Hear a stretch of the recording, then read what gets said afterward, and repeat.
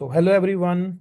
Myself Ashutosh Garg welcome you all to our daily current affairs session that we are starting from today. So सबसे पहले मैं आपको इस session के बारे में बता दूं।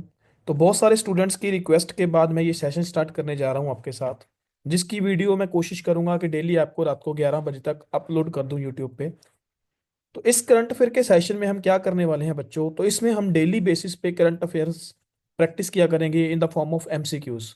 तो मैं करंट अफेयर्स को एमसीक्यूज की फॉर्म में प्रेजेंट करूंगा आपके सामने, जिससे आपको करंट अफेयर्स को अंडरस्टैंड करने में बहुत ज़्यादा इजी हो जाएगा। प्लस हम ऑल डायमेंशंस कवर करेंगे एक पर्टिकुलर करंट अफेयर्स की, जितनी डायमेंशंस बन सकती हैं।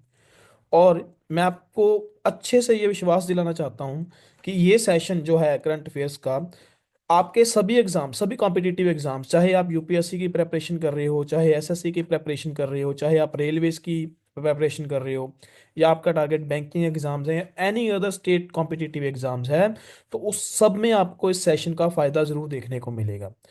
तो ये हर एग्जाम का एक रामबान रहने वाला है आपका सेशन। तो इस सेशन के साथ आप रोज जुड़ें, डेली जुड़ें। मेरी कोशिश होगी कि आपको बेस्ट करंट अफेयर्स मैं डेली प्रोवाइड करवाऊं। तो स्टार्ट करते हैं अपन आज का सेशन। तो और एक बात और बच्चों, प्लीज पार्टिसिपेट करना साथ में, और भी मजा आएगा फिर। जो भी मैं आपसे क्वेश्चन पूछूं, आप प्लीज कमेंट सेक्शन में उसका जवाब दें साथ के साथ, ताकि बाकी बच्चों को कोई एक्स्ट्रा इन्फॉर्मेशन है वो भी मिल सके। चलो स्टार्ट करते हैं with our first current affair. तो बच्चों आज का पहला करंट अफेयर है, who has become the new director general of central reserve police force in December 2024। तो बच्चों इस क्वेश्चन को उठाने से पहले मैं आपको एक बात बता दूं, जैसे कि जानते हो कि आज 3 जनवरी 2025 हो चुका है। तो इसीलिए मैंने आज की इस वीडियो में फर्स्ट जैन, सेकंड जैन और थर्ड जैन तीनों के करंट अफेयर्स को क्लब करके ये वीडियो बना रहा हूँ। तो कल से आपको फोर्थ जैन से वीडियो स्टार्ट हो जाएगी। तो डेली बेसिस पे आप ये वीडियो देखना। दिन के कम क्वेश्चन होंगे तो साथ के साथ रिवीजन करना भी आपके लिए इजी हो जाएगा। चलो स्टार्ट करते हैं। Who has become the new director general of central reserve police force in December 2024। तो बच्चों इसका करेक्ट आंसर जो है दैट इज विपुल कुमार। तो विपुल कुमार आईपीएस ऑफिसर हैं, जो अभी न्यू डायरेक्टर जनरल अपॉइंट किए गए हैं सेंट्रल रिजर्व पुलिस फोर्स के। तो सीआरपीएफ के बारे में भी आपको थोड़ा बहुत पता होना चाहिए। तो सीआरपीएफ के बारे में देखो बच्चों, कि फर्स्ट ऑफ ऑल ये इंटरनल सिक्योरिटी को मेंटेन करने के लिए जो फोर्स है अपनी, रिजर्व फोर्स, सेंट्रल आर्म्ड जो पुलिस फोर्स होती है, तो उसमें आती है सीआरपीएफ। कौन से मिनिस्ट्री के अंडर काम करती है CRPF? It comes under the ministry of home affairs. तो मिनिस्ट्री ऑफ होम अफेयर्स के अंडर ये काम करती है, under the government of India. तो आपको ये दो पॉइंट्स पता होने चाहिए कि first of all director general कौन बने हैं, तो विपुल कुमार बने हैं। उसके बाद सीआरपीएफ का काम क्या है, तो इंटरनल सिक्योरिटी को मेंटेन करना है। एंड थर्ड चीज that is it comes under the ministry of home affairs. I hope आपको ये क्लियर हो गया होगा। Let's move to our next current affair. तो बच्चों ये करंट अफेयर भी बहुत इंपॉर्टेंट है। Which country has recently presented the prototype of the world fastest train. तो वर्ल्ड फास्टेस्ट ट्रेन का प्रोटोटाइप कौन सी कंट्री ने दिया है हाल ही में? So the right answer is China. तो बच्चों चाइना ने एक प्रोटोटाइप प्रेजेंट किया है वर्ल्ड की फास्टेस्ट ट्रेन का, और इस प्रोटोटाइप का नाम देखिए इन्होंने क्या रखा है, CR450। सो CR450 क्यों है? Because it can reach speed up to 450 kilometres per hour, और इट विल रिप्लेस CR400 जिसकी स्पीड थी 350 kilometre per hour. Okay. So China की स्टैटिक जीके भी मैंने साथ में थोड़ी सी ऐड की है। इस सेशन में आपको ये भी स्टैटिक जीके में साथ के साथ कवर करवाता रहूंगा। तो स्टैटिक जीके की आप टेंशन मत लो, बहुत अच्छे से आपकी कवर हो जाएगी इसी सेशन में। तो आपको सेपरेट किसी स्टैटिक जीके की क्लास लगाने की जरूरत नहीं पड़ेगी। सो देखिए बच्चों, चाइना की कैपिटल आपको पता होनी चाहिए बीजिंग, करेंसी पता होनी चाहिए चाइनीज युआन, एंड प्रेसिडेंट आपको पता होने चाहिए जी जिनपिंग। तो ये थोड़ी सी स्टैटिक इंफॉर्मेशन है चाइना की, जो आपको पता होनी चाहिए। ओके। चलो, तो आई होप ये करंट अफेयर आपको क्लियर हो गया होगा। अगर आपका कोई डाउट है तो प्लीज कमेंट सेक्शन में बताइए। तो थर्ड करंट अफेयर है, which city has launched climate mission aiming to become the world first energy literate city. तो कौन सी सिटी है बच्चों जिन्होंने अभी अब क्लाइमेट मिशन को जो लॉन्च किया है, और इसके साथ it aims to become world's first energy literate city. तो बच्चों देखो, जो स्वच्छता सर्वेक्षण होता है उसमें भी ये सिटी हमेशा टॉप पे रहती है। तो वही सिटी है। देखो ऑप्शंस देखिए पहले, कोची, इंदौर, अमृतसर, अहमदाबाद। तो अब आपको आंसर बड़े अच्छे से पता लग गया होगा कि जो हमारा स्वच्छता अभियान होता है उसमें जो सर्वेक्षण होता है, स्वच्छता सर्वेक्षण, उसमें हमेशा टॉप कौन करता है? मोस्टली इंदौर करता है। तो इसलिए इंदौर ही इसका आंसर है, राइट आंसर है। तो इंदौर इस कैंपेन को स्टार्ट करके, ठीक है, इंडिया का पहला सिटी बन गया है क्लाइमेट मिशन को लॉन्च करने वाला। And it is aiming to become world's first literate city. Okay. And next is, इसका एम क्या है? तो इसका एम ये है बच्चों, ऐसी हैबिट्स को अडॉप्ट करना एनर्जी सेविंग की, जिससे हम अपने कार्बन फुटप्रिंट्स या कार्बन एमिशन को कम कर पाए। बट इस कार्बन फुटप्रिंट्स बच्चों वो होता है कि हम अपने लाइफ टाइम में या अपनी लाइफ साइकिल में कितना कार्बन एमिट करते हैं। जैसे आप गाड़ी आप टू व्हीलर ड्राइव करते हो तो आप उसमें पेट्रोल डलवाते हो। तो पेट्रोल के क्या होता है? कार्बन डाइऑक्साइड का एमिशन होता है, और वो आपके कार्बन फुटप्रिंट्स में ऐड होता रहेगा। ओके। सो मध्य प्रदेश की स्टैटिक जीके है बच्चों। तो कैपिटल मैंने नहीं डाली इसमें, बिकॉज मैं उम्मीद करता हूँ आप सबको कि आपको मध्य प्रदेश की कैपिटल अच्छे से पता होगी। तो मध्य प्रदेश की कैपिटल है बच्चों वैसे भोपाल। ओके। तो चीफ मिनिस्टर हैं मोहन यादव, एंड गवर्नर कौन है? मंगूबाई सी पटेल। हाँ जी, एक बात और, देखो जो ये करंट अफेयर, जो ये स्टैटिक पार्ट है, it is subject to change. तो जो चीफ मिनिस्टर, गवर्नर, ये मैंने जब ये प्रेजेंटेशन तैयार की है तब देख के डाली है। ओके। तो जब आप ये वीडियो देख रहे होगे मे बी उस टाइम ये डाटा चेंज हो सकता है। तो आपसे रिक्वेस्ट है कि जब आप एग्जाम में जाओ तो एक बार इसको रिव्यू करके जाना, ताकि आपका आंसर गलत ना हो जाए एग्जाम में। ओके। चलो बच्चों, नेक्स्ट करंट अफेयर देखते हैं। बच्चों मोस्ट इंपॉर्टेंट करंट अफेयर है ये, स्पेडएक्स मिशन। ठीक है। तो इसरो ने अभी स्पेडएक्स मिशन लॉन्च किया है। ओके। तो स्पेडएक्स का पहली बात तो जो फुल फॉर्म है वो याद रखना, space docking experiment mission. Space docking experiment mission का मतलब क्या है बच्चों? ये देखो, पहले हम, अब हमारे पास हैवी सैटेलाइट को लॉन्च करने के लिए सपोज कीजिए कि रॉकेट नहीं है, तो हमने क्या किया, दो स्मॉल सैटेलाइट्स को लॉन्च कर दिया रॉकेट में ऐसे, और स्पेस में जाकर इनकी डॉकिंग करवा दी, इनको आपस में कनेक्ट करवा दिया। तो इससे मतलब हम आगे फ्यूचर के स्पेस मिशंस या हमारे जो इंटरप्लेनेटरी मिशंस हैं या लूनर मिशंस हैं या हमारे ह्यूमन जो मिशंस हैं, तो उनमें हमें बड़ी अच्छी ये टेक्नोलॉजी डिमॉन्स्ट्रेशन मिशन, इसीलिए हमने ये स्टार्ट किया है। ओके। तो इसमें पूछा गया है कि ये इसमें कौन सा रॉकेट यूज़ किया गया। तो बच्चों इसमें कौन सा रॉकेट यूज़ किया गया है? ऑप्शंस देखिए, PSLV C-60, C-57, C-56, C-58। तो ये हमारा इंडिया का बहुत रिलायबल रॉकेट है बच्चों, polar satellite launching vehicle. Okay. तो इसमें हमने कौन से वाला यूज़ किया है? PSLV C-60। तो बहुत इंपॉर्टेंट करंट अफेयर है ये, आपको किसी ना किसी एग्जाम में जरूर देखने को मिलेगा। और साथ ही में आपने एक PSLV C-58 मिशन भी याद रखना है। जरा कमेंट सेक्शन में बताओ, ये PSLV C-58 में हमने कौन सी सैटेलाइट थी जो लॉन्च की थी। ओके। चलो नेक्स्ट करंट अफेयर देखो बच्चों। आई होप ये सारी इन्फॉर्मेशन मैंने आपको दे दी है। ठीक है, ये स्टैटिक कुछ इन्फॉर्मेशन है। तो कहाँ से लॉन्च किया गया है? सतीश धवन स्पेस सेंटर, जो श्री हरिकोटा में है। ठीक है, तो आंध्र प्रदेश, ये थोड़ा सा याद रखना आपने। तो इसके बाद इंडिया फोर्थ कंट्री बन गया है जिसके पास ये टेक्नोलॉजी है, after USA, Russia, China. Okay. तो India has become the fourth country to achieve this feat. Okay. Let's move to our next current affair. According to report released by ADR, who has become the richest chief minister of India? So बच्चों थोड़ा सा interesting current affair है ये, कि सबसे अमीर chief minister कौन है। अब ये अब श्योरिटी तो नहीं है, देखो डॉक्यूमेंट्स में तो चलो पता लग जाएगा, बट असल में कौन सबसे रिचेस्ट है ये हम नहीं पता लगा सकते। Okay. But according to this report, who has become the richest chief minister of India, so the current answer is N Chandrababu Naidu. So the chief minister of Andhra Pradesh,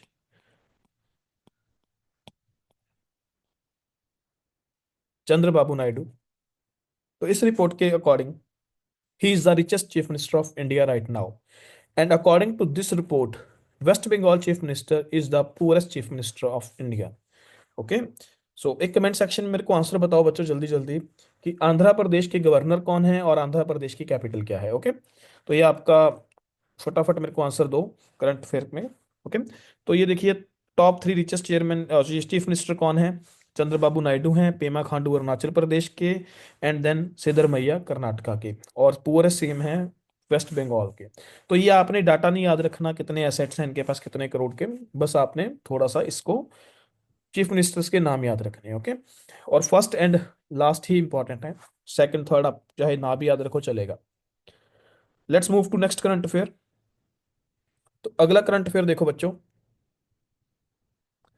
which team has won its 33rd Santosh Trophy in the 78th edition of Santosh Trophy 2024-25? तो बच्चों संतोष trophy सबसे पहले किस game के साथ associated है?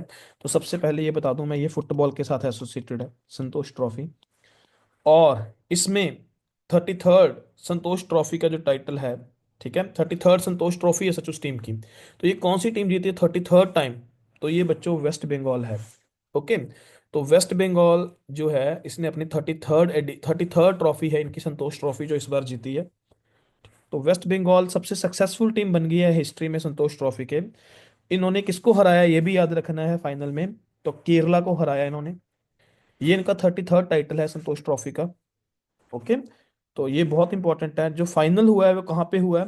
तो GMC Balayogi stadium located in Hyderabad Telangana. तो ये भी इंपॉर्टेंट पॉइंट है, आपने याद रखना है स्टेडियम का नाम। बाले योगी स्टेडियम कहाँ पे है? तो हैदराबाद में है। ऐसे ही एक साल्ट लेक स्टेडियम है बहुत फेमस। तो जरा बताओ मेरे को साल्ट लेक स्टेडियम कौन सी स्टेट में है? ओके, तो this is your homework, comment section में जल्दी जल्दी बताओ।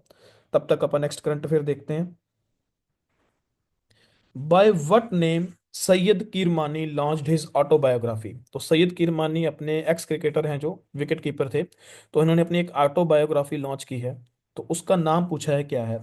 तो ऑप्शन है stumped, my life and rules, no one better, no spin. तो बच्चों ये बुक देखो, ठीक है। तो इस पे बड़ा बड़ा क्या लिखा हुआ है? Stumped, life behind and beyond the 22 yards. So 22 yards cricket की पिच का साइज होता है बच्चों, ओके। तो यहाँ पे एक विकेट कीपर खड़ता है जो स्टंपिंग करता है, तो उसके ना उसके लिए ये ऑटोबायोग्राफी का नाम इन्होंने क्या रखा है? Stumped, okay. तो ये याद रखना है सैयद किरमनी को, ओके। इनका 75th बर्थडे है, उसके ऊपर इन्होंने ये अपनी ऑटोबायोग्राफी रिलीज की है। और इसके को ऑथर कौन है? देबाशीष सेन गुप्ता, दक्षेश पाठक, ओके। तो थोड़ी सी स्टैटिकल या स्टैटिक इंफॉर्मेशन है, आप इसको याद रखो अगर रहती है तो, अदरवाइज आप सिर्फ सैयद किरमानी को याद रखो, Indian wicket keeper, okay. Let's move to next current affair. India's first glass bridge over the sea, कहाँ पे इसको इनॉग्रेट किया गया है? तो बच्चों ग्लास ब्रिज बनाया ये देखो सी के ऊपर। यहाँ पे एक स्टैचू आपको देखने को मिल रहा है, और यहाँ पे आपको स्वामी विवेकानंद रॉक मेमोरियल देखने को मिल रहा है, ओके। तो पूछा गया है जो ये ग्लास ब्रिज है ये कहाँ पे बनाया गया है, ओके। तो बच्चों ये कहाँ पे बनाया गया है? कन्याकुमारी में, ओके। तो it is being built at Kanyakumari, तो कन्याकुमारी में बनाया गया है। इसका अभी इनॉग्रेशन किया है चीफ मिनिस्टर ने तमिलनाडु के एम के स्टालिन। तो यहाँ से एक और कवर होता है आपका करंट अफेयर, तमिलनाडु के चीफ मिनिस्टर एम के स्टालिन। ब्रिज की लेंथ कितनी है? 77 मीटर लॉन्ग, ओके। और ये किसको कनेक्ट करता है? देखो एक यहाँ पे स्टैचू है बच्चों जो भी मैंने आपको पिक्चर में दिखाया, तिरुवल्लुवर, ठीक है। तो सेंट तिरुवल्लुवर स्टैचू है 133 फीट टॉल, जिसको स्टैचू ऑफ विजडम बोलते हैं।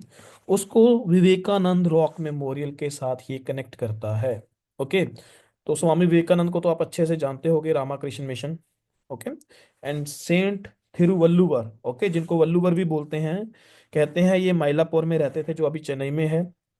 और इनकी एक मतलब कंपोजिशन थी जिसको बोलते हैं तिरुकुरल, एक कपलेट सी, ओके, ऑन एथिक्स। और उसके बाद ये बताया जा रहा है कि इनका प्रोफेशन एज ए वीवर था और इनका रिलीजन एज ए जैन था। इनके बारे में थोड़ी सी इंफॉर्मेशन आपको पता होनी चाहिए, करंट अफेयर में है। तो कभी आपको किसी क्वेश्चन, अगर कोई ट्रिकी क्वेश्चन पूछा जा सकता है करंट अफेयर से, तो इनके ऊपर पूछा जा सकता है, ओके। तो इनका नाम आपने याद रखना है, सेंट थिरुवल्लुवर को, ओके। नेक्स्ट क्वेश्चन है बच्चों बहुत इंपॉर्टेंट है, विवाद से विश्वास scheme is associated with which sector? तो विवाद से विश्वास स्कीम किस सेक्टर के साथ रिलेटेड है? Agriculture, taxation, science and technology और education. So the correct answer is बच्चों टैक्सेशन। तो टैक्सेशन के डिस्प्यूट्स को रिजॉल्व करने के लिए और टैक्स पेयर का कॉन्फिडेंस बूस्ट करने के लिए ये स्कीम चलाई गई है जिसका नाम है विवाद से विश्वास स्कीम। ओके। तो central board of direct taxes है, इन्होंने अभी इसकी डेडलाइन जो है वो बढ़ा दी है। ओके। तो अभी इसकी रिसेंटली डेडलाइन बढ़ाई है, 31 जनवरी 2025 कर दी है। तो इसमें उनके पेंडिंग जो डिस्प्यूट्स हैं टैक्स के, उसको रिजॉल्व किया जाएगा। ओके। नेक्स्ट है बच्चों, कागे डांस फेस्टिवल। एक बुद्धिस्ट सेलिब्रेशन है, बुद्धिस्ट डांस फेस्टिवल है। पहली बात तो फेस्टिवल का नाम याद रखना है, कागे डांस फेस्टिवल। ये देखो, एक मास्क डालकर इसको किया जाता है परफॉर्म। तो मास्क फेस्टिवल है, मास्क डांस है एक्चुअली ये। तो बोला जाता है ये कौन सी स्टेट में परफॉर्म किया जाता है, तो यहाँ पे आपको आंसर मिल ही गया होगा, mask dance of Sikkim. Okay. तो कारगिल डांस फेस्टिवल जो है ये सिक्किम में सेलिब्रेट किया जाता है। ओके। तो ये फेस्टिवल्स, फेयर्स जैसे आपको पूछे जाते हैं तो उनमें इंपॉर्टेंट पूछा जाता है करंट अफेयर से। तो जो करंट अफेयर में चल रहा है अक्सर आपको एग्जाम में वही वाला फेस्टिवल या डांस देखने को मिलेगा। ओके।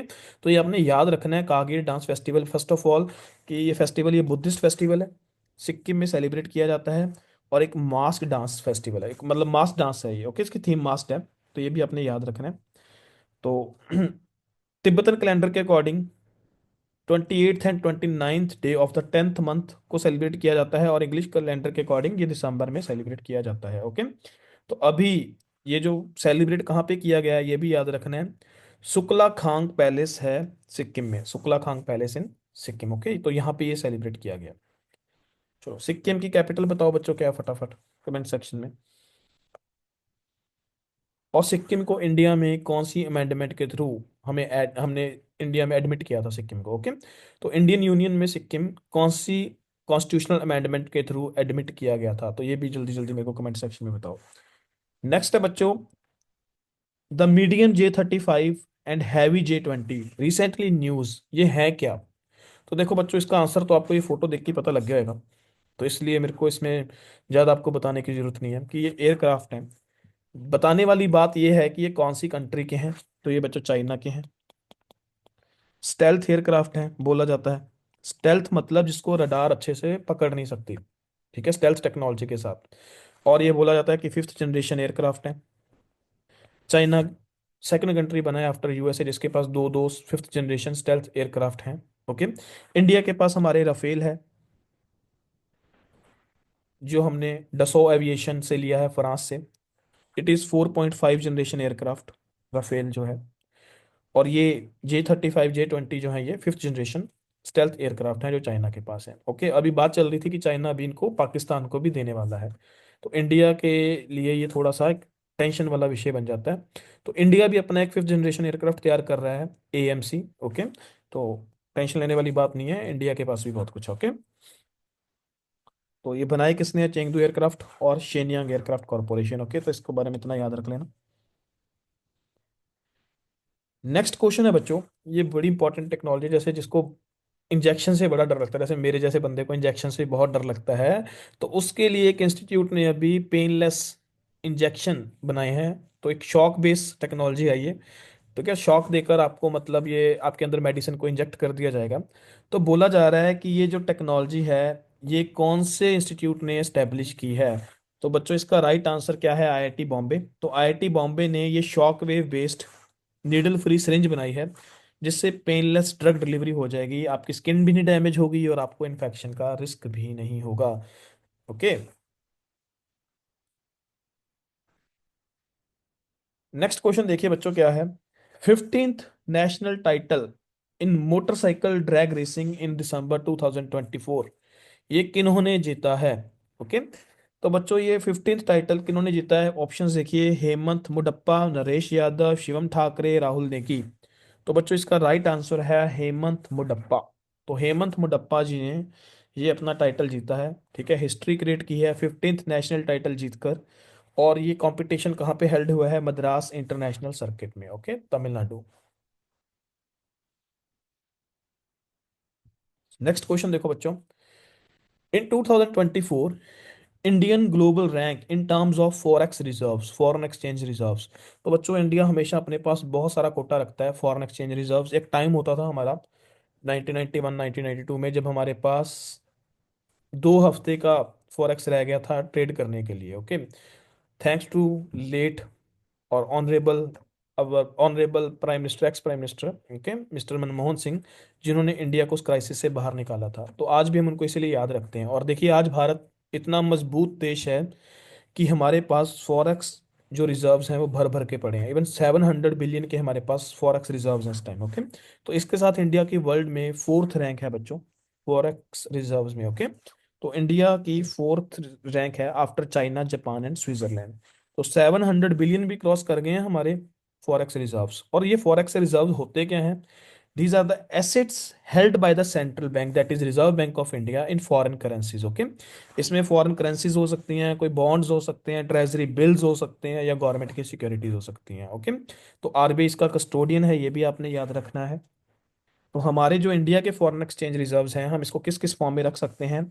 तो हम इसको फॉरेन करेंसी एसेट्स में रख सकते हैं, जिसमें हम वर्ल्ड की जो बेस्ट करेंसीज हैं, जो बहुत बहुत मतलब डिमांडिंग करेंसीज हैं, जैसे US dollar, euro, pound sterling, Australian dollar, Japanese yen, तो इनमें रख सकते हैं।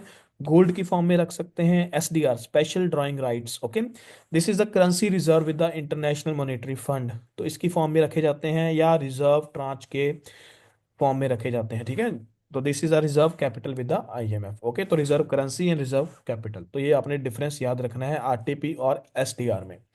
और इंडिया का जो सबसे जो बड़ा कंट्रीब्यूटर है फॉरेक्स में, वो हमारा फॉरेन करेंसी एसेट्स है, and then it is followed by gold, okay. तो आपको I hope forex reserves clear हो गए होंगे, ओके। तो आपने ये इंपॉर्टेंट इंफॉर्मेशन है, पीसीएस या यूपीएससी एग्जाम में अक्सर ऐसा क्वेश्चन पूछा जाता है, तो आपने ये याद रखना है। Let's move to our next question.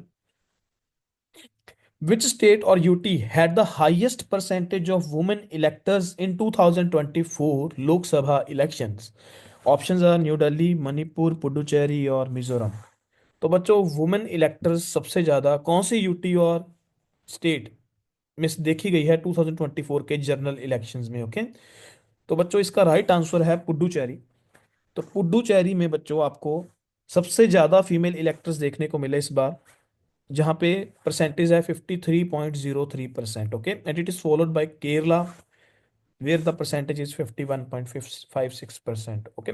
बच्चों एक बहुत इंपॉर्टेंट क्वेश्चन है, बहुत सारे बच्चों का मतलब बहुत सारे बच्चों को एक डाउट होता है, सर एक्चुअली पुडुचेरी है कहाँ पे, पुडुचेरी यूनियन टेरिटरी है कहाँ पे? एक चीज आपने याद रखनी है। देखो बच्चों, पौंडीचेरी या पुडुचेरी जो अपनी यूनियन टेरिटरी है, एक्चुअली ये एक जगह पे नहीं है, it is not in the single state, okay. It has 4 districts, 4 district हैं, यनम, पुडुचेरी खुद, कराईकल, एंड लास्ट माहे। तो ये 4 डिस्ट्रिक्ट्स हैं, and these 4 district lies in 3 different states. Yanam जो है वो आंध्र प्रदेश में लाई करता है, पुडुचेरी और कराईकल तमिलनाडु में लाई करते हैं, और माहे जो है वो केरला में लाई करता है। तो ये एक यूनिक है हमारी union territory Puducherry, okay. So it has 4 districts that lies in 3 different states, okay. तो ये आपने याद रखना है पुडुचेरी के बारे में, बहुत इंपॉर्टेंट क्वेश्चन है ज्योग्राफी के लिए। Let's move to next question. तो नेक्स्ट क्वेश्चन देखो बच्चों,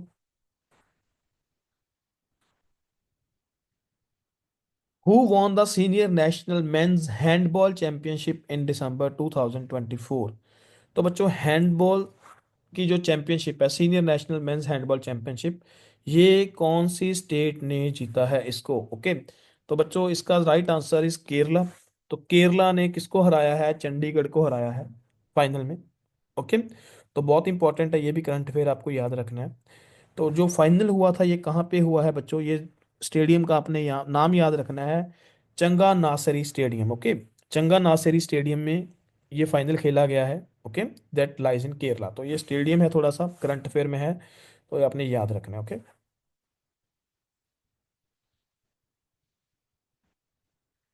next is which country has reported the novo virus outbreak in December 2024? तो बच्चों ये एक नया मतलब मिस्टीरियस वायरस है, नोवो वायरस, ओके। तो ये कहाँ रिपोर्ट किया गया है, कहाँ इसका आउटब्रेक रिपोर्ट किया गया है? तो इसका आउटब्रेक रिपोर्ट किया गया बच्चों यूनाइटेड स्टेट्स में। और ये नोवो वायरस जो है इसमें मतलब क्या है, ये स्टमक फ्लू है एक तरह से। तो स्टमक फ्लू बोला जाता है इसको, स्टमक फ्लू, गैस्ट्रो एंटेरिटिस बोलते हैं इसका जो साइंटिफिक नेम, जो हम साइंस की टर्म में बोलते हैं। और ये इसको विंटर वॉमिटिंग बग भी बोला जाता है, ओके। तो कंटेजियस वायरस है, याद रखना है। तो 91 केसेस जो अर्ली दिसंबर में मिले हैं, ओके। तो ये आपने याद रखना है, यूनाइटेड स्टेट्स में इसको पाया गया novo virus. Let's move to next current affair. भारत का पहला सर्जिकल रॉकेट जो है कहाँ पे लॉन्च किया गया है? Where has a first Indian made surgical rocket been launch recently? तो बच्चों देखो, अब इंसान की सर्जरी रोबोट करेगा। तो थैंक्स टू द टेक्नोलॉजी, देखो टेक्नोलॉजी कितनी आगे पहुंच गई है। तो रोबोट करेगा तो देखो प्रिसीजन आएगी, एरर कम होंगे। बट देखो फिर भी भरोसा बहुत बड़ी बात होती है। एक इंसान, एक डॉक्टर, ठीक है ना, उसको भगवान का रूप इसलिए बोला जाता है क्योंकि वो बहुत भरोसा करके लोग उससे सर्जरी करवाते हैं। तो अभी देखो रोबोट पे आप भरोसा कर लोगे तो चलो, लेट्स सी। तो बट ऑप्शन देखिए बच्चों, महाराष्ट्र, केरला, राजस्थान, कर्नाटका। तो इसका राइट आंसर बताओ क्या है? चलो मैं ये बता देता हूँ बच्चों, तो महाराष्ट्र है इसका राइट आंसर। ओके। तो first Indian made surgical robot Maharashtra ने लॉन्च किया है। कहाँ पे लॉन्च किया गया है? Noble hospital and research centre in Pune. Okay. तो महाराष्ट्र की कुछ स्टैटिक जी के बच्चों, क्योंकि अभी अभी यहाँ पे इलेक्शन होकर हटे हैं तो इसलिए इंपॉर्टेंट है। तो कैपिटल तो पता है, मुंबई। सेकंड, सीएम कौन है? Devendra Fadnavis. Okay. And governor CP Radhakrishnan. तो ये इंपॉर्टेंट इंफॉर्मेशन है, ये आपने याद रखनी है। मैं यहाँ पे इंपॉर्टेंट लिख भी रहा हूँ। ओके।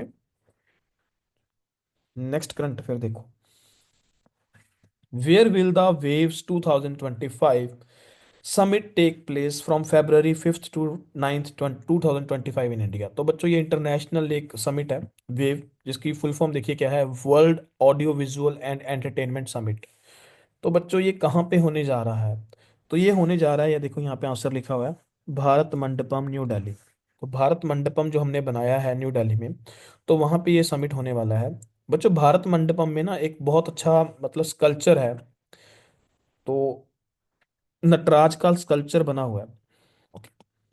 तो आप मेरे को बताओ, नटराज का जो ये स्कल्पचर है, कौन सी डायनेस्टी है जिन्होंने, जहां से हमने इसको बोरो किया है? ओके। तो ये इस ब्रॉन्ज का एक स्कल्पचर था। एक हमारी जो डायनेस्टी थी, हिस्टोरिकल डायनेस्टी इंडिया की, साउथ की डायनेस्टी थी। तो आप मेरे को बताओ कौन से साउथ की डायनेस्टी से ये हमने ब्रॉन्ज का जो नटराज का स्कल्पचर है उसको उठाया है या बोरो किया है, जो हमने प्लेस किया है भारत भारत मंडपम में प्लेस किया। Okay.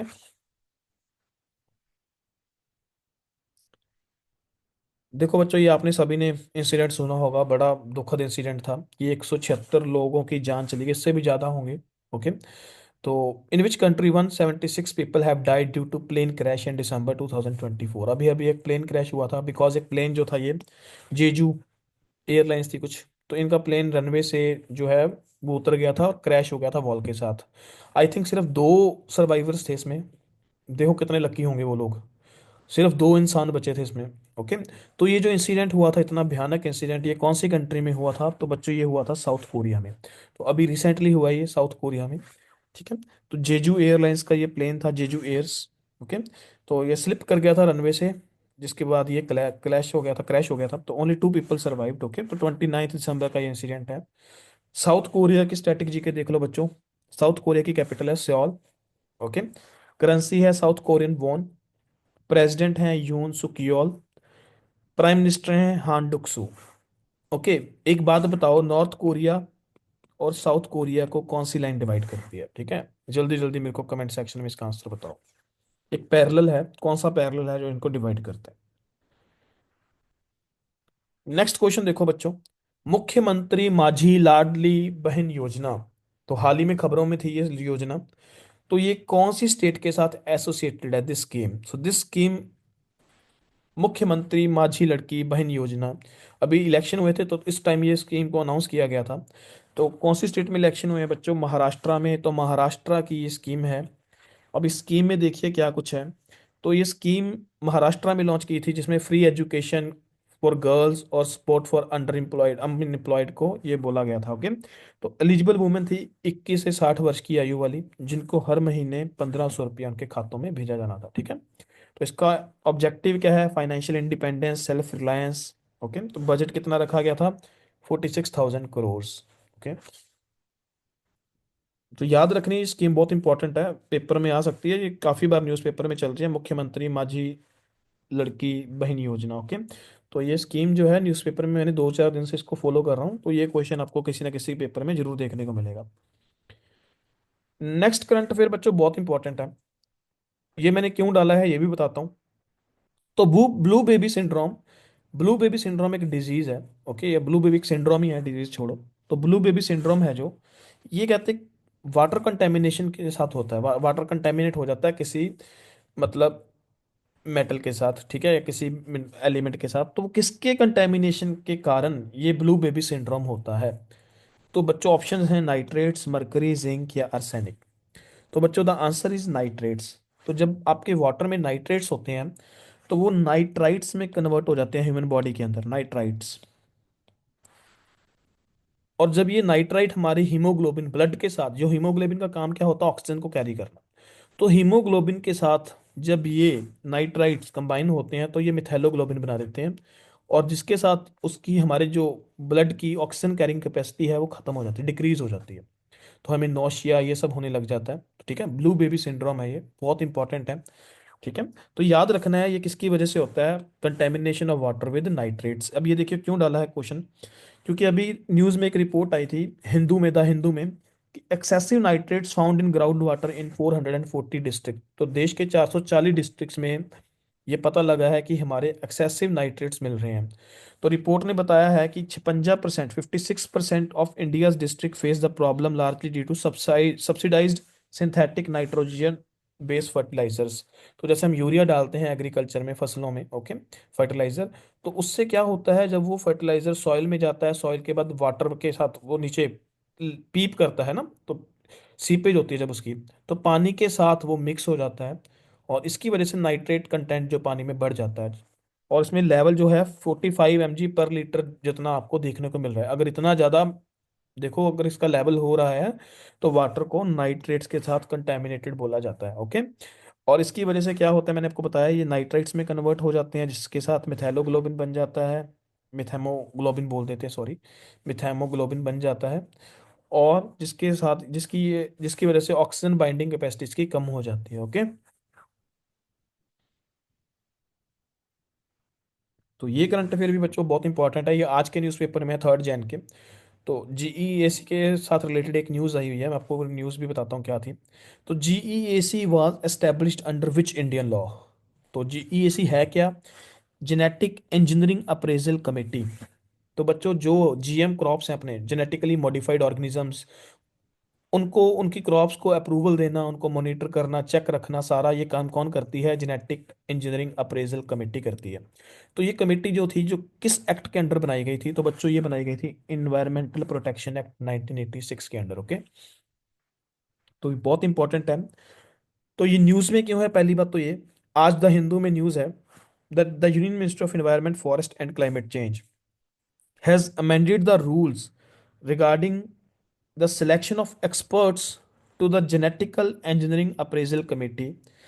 Okay, the apex technical regulating genetically modified seeds in India. तो जीएम सीड्स होते हैं, उसको रेगुलेट करती है ये बॉडी। ओके, और ये किस मिनिस्ट्री के अंडर है? Ministry of environment, forest and climate change. तो अभी इसके जो एक्सपर्ट, इसकी कंपोजिशन में कुछ एक्सपर्ट्स हैं, तो कन्फ्लिक्ट ऑफ इंटरेस्ट ना हो, तो उसके साथ, उसके लिए इसमें थोड़ी सी अमेंडमेंट करने की बात की गई है। ओके, तो ये इंपॉर्टेंट है, याद रखना है। तो ये रेगुलेटिंग बॉडी है, ministry of environment, forest and climate change के अंडर काम करती है। 1986 के एक्ट, जो इन्वायरमेंट प्रोटेक्शन एक्ट है, उसके अंडर ये बनाई गई थी। तो स्टेचुटरी बॉडी है बच्चों। रिस्पॉन्सिबिलिटीज देखो, जीएमओस की यूज करना, बायो सेफ्टी को इंश्योर करना, जीएमओस के साथ मॉनिटरिंग करना, ये सारी इसकी मतलब रिस्पॉन्सिबिलिटीज। ओके, और इसके चेयरमैन कौन है? Secretary of the ministry of environment, forest and climate change. Okay, तो ये इनके चेयरपर्सन होते हैं। तो ये इंपॉर्टेंट है, याद रखना आपने। आई होप ये अब आपको क्लियर हो गया होगा जी, ईएसी। डन। चलो नेक्स्ट करंट अफेयर देखो बच्चों, ये भी आज के करंट अफेयर से डाला है। तो फाइनली भोपाल गैस ट्रेजेडी जो हुई थी हमारी, ओके, तो उसका जो टॉक्सिक वेस्ट था, आज तक 40 साल तक वहीं पे पड़ा था, फाइनली आज उसको क्लियर किया गया। तो देखो बहुत बड़ी न्यूज़ है, 40 साल बाद, जिससे 8,000 लोग मर गए थे इस ट्रेजेडी में, उसके वेस्ट को डिस्पोज करने में हमें 40 साल लग गए। सोचो, टॉक्सिक वेस्ट को। तो अभी उसको इंसिनरेशन प्लांट में भेजा हमने। ओके, तो मेरा क्वेश्चन ये है आपसे कि which toxic gas was leaked during the Bhopal gas tragedy? तो भोपाल गैस ट्रेजेडी में first of all union carbide का प्लांट था ये, union carbide plant. I think 3 दिसंबर का दिन था। 3 दिसंबर 1984। ओके, तो तब ये इंसिडेंट हुआ था। हॉलोकास्ट ही बोल दो इसको, ठीक है। और बच्चों, एक गैस लीक हो गई थी। ये प्लांट में एक्चुअली पेस्टिसाइड इंसेक्टिसाइड बनाए जाते थे। तो इसमें एक गैस लीक हो गई थी जिसका नाम है मिथाइल आइसोसायानेट, MIC। तो मिथाइल आइसोसायानेट जो है ये इंसेक्टिसाइड्स या पेस्टिसाइड्स को बनाने के यूज होती है। ओके, तो इसकी गैस की लीकेज की वजह से बहुत बड़ी ट्रेजेडी हो गई थी भोपाल में।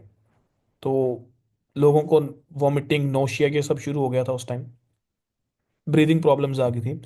और कुछ ही दिनों में तकरीबन 8,000 लोग भोपाल के या भोपाल के आसपास जो ये सेंटर था उसके आसपास उनकी मृत्यु हो गई थी। तो ये बड़ी दुखद घटना थी भोपाल की। ओके, और उसका जो टॉक्सिक वेस्ट था बच्चों, अब जाकर उसको हमने पूरा क्लियर किया है। ये इसलिए न्यूज़पेपर में आया है। तो इसलिए मैंने आपको ये करंट अफेयर आपके आज इस सेशन में डाला है, क्योंकि मेरे को कहीं ना कहीं लगता है इसके ऊपर ये क्वेश्चन जरूर बनेगा। ओके, तो यूनियन कार्बाइड फैक्ट्री थी भोपाल में। ओके, तो ये यहाँ पे पीथमपुरा में भेजा गया है सारे इसको। तो इसका यहाँ पे इसको इंसिनरेट किया जाएगा, जलाया जाएगा, ठीक है। तो भोपाल गैस ट्रेजेडी जो मैंने आपको बताया, 3 दिसंबर 1984 भोपाल में देखा गया था, मिथाइल आइसोसाइनेट की वजह से हुई थी। 8,000 लोगों की मृत्यु हो गई थी और 5 लाख लोग इससे इन्फेक्टेड हो गए थे। ओके, इवन सॉइल भी पोल्यूट हो गया था, ग्राउंड वाटर भी पोल्यूट हो गया था। देखो, I think this is the last question. चलो चेक करते हैं। आज के न्यूज़पेपर में देखो, ये एक हेडलाइन आर्टिकल आया हुआ है। तो ये 3 जैन 2025 का न्यूज़पेपर का बिजनेस पेज जो है इकोनॉमी का, उसमें आर्टिकल है, households balance sheet stress is also K shaped, reckons Nomura. तो बच्चों, नमूरा क्या है?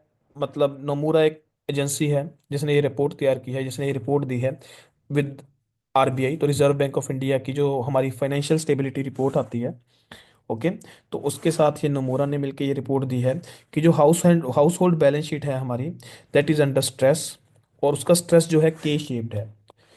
अब बच्चों, इकोनॉमी का क्वेश्चन UPSC या PCS या कहीं भी पूछा जा सकता है, व्हाट इज दिस के shaped house hold balance sheet stress pattern indicate about the financial situation in India. तो ये के शेप्ड का मतलब क्या है? तो बच्चों देखो, हाउस लोन्स या हाउस के लिए क्रेडिट दो तरह के लोग ले रहे हैं। एक ले रहे हैं मार्जिनलाइज सेक्शन या वीक सेक्शन।